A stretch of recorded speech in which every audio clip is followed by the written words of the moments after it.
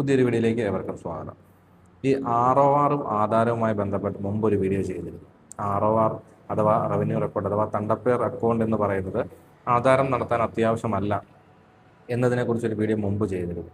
ഇപ്പോൾ പലപ്പോഴും വീണ്ടും ചോദിക്കുന്ന ഒരു സംശയമാണ്, എന്താണ് ROR, അല്ലെങ്കിൽ ROR കൊണ്ട് ഉപകാരം എന്താണ്, എന്തിനാണ് ROR അഥവാ തണ്ടപ്പേർ അക്കൗണ്ട് എടുക്കുന്നത് എന്നതിനെക്കുറിച്ച് പല രീതിയിൽ പലരും ചോദിച്ചിട്ടുണ്ട്. അപ്പോൾ എന്താണ് തണ്ടപ്പേർ അക്കൗണ്ട് എന്നുകൊണ്ട് ഉദ്ദേശിക്കുന്നത് എന്ന് വളരെ ലളിതമായി ഞാൻ പറഞ്ഞു തരാൻ ശ്രമിക്കാം. അപ്പോൾ നമുക്കൊന്ന് നോക്കാം.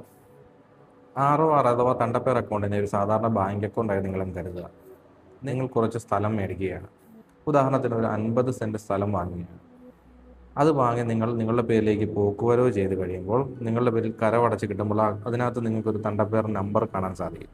അതായത് നിങ്ങളുടെ 50 സെൻറ്റ് ആ തണ്ടപ്പേർ ആ പറയുന്ന നമ്പറിലേക്ക് ആഡ് ചെയ്യുകയാണ് ചെയ്യുന്നത്.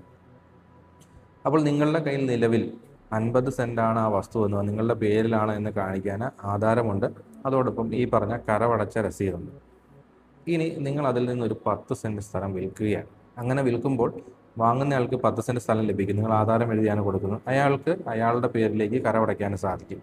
അപ്പോഴും നിലവിൽ നിങ്ങളുടെ കയ്യിലുള്ള രേഖയിൽ, അതായത് ആധാരത്തിലും നിങ്ങളുടെ കരമടച്ച രസീതിലും 50 സെൻറ്റ് എന്ന് തന്നെയായിരിക്കും.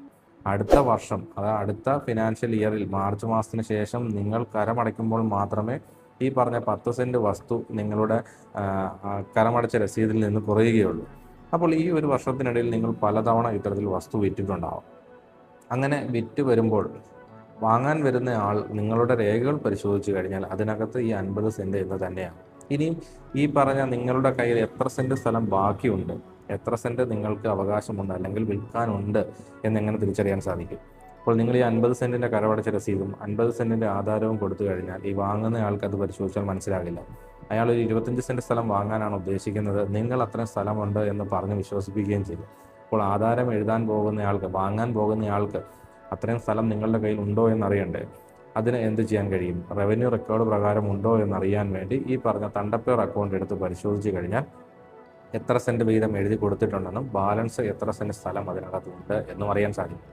അതായത് നമ്മൾ ഈ പറയുന്ന ഓരോ ട്രാൻസാക്ഷനെയും നിങ്ങൾ വിത്ഡ്രോ ചെയ്യുന്ന പോലെ കണക്കാക്കുക. ബാങ്ക് അക്കൗണ്ടിൽ നിന്നും പണം വിത്ഡ്രോ ചെയ്യുന്നത് പോലെ നിങ്ങളുടെ അക്കൗണ്ടിൽ നിന്നും, നിങ്ങൾ തണ്ടപ്പേർ അക്കൗണ്ടിൽ നിന്നും നിങ്ങൾ ആർക്കൊക്കെ വസ്തു എഴുതി കൊടുത്തുവോ അപ്പോൾ അത്രയും സ്ഥലം നിങ്ങളുടെ തണ്ടപ്പേരിൽ നിന്ന് കുറവ് ചെയ്യുകയാണ് ചെയ്യുന്നത്. നിലവിൽ നിങ്ങളുടെ കയ്യിൽ അല്ലെങ്കിൽ നിങ്ങളുടെ അവകാശത്തിൽ, അധികാരത്തിൽ എത്ര സെൻറ്റ് സ്ഥലമുണ്ട് എന്ന് കൃത്യമായിട്ട് അറിയാൻ നമുക്ക് ഉപയോഗിക്കാൻ കഴിയുന്ന ഒന്നാണ് തണ്ടപ്പേർ അക്കൗണ്ട്.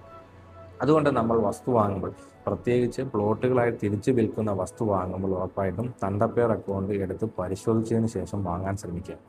ആധാരം എഴുതുന്നതിന് വേണ്ടി തണ്ടപ്പേർ അക്കൗണ്ട് നിർബന്ധമല്ലല്ലോ എന്ന്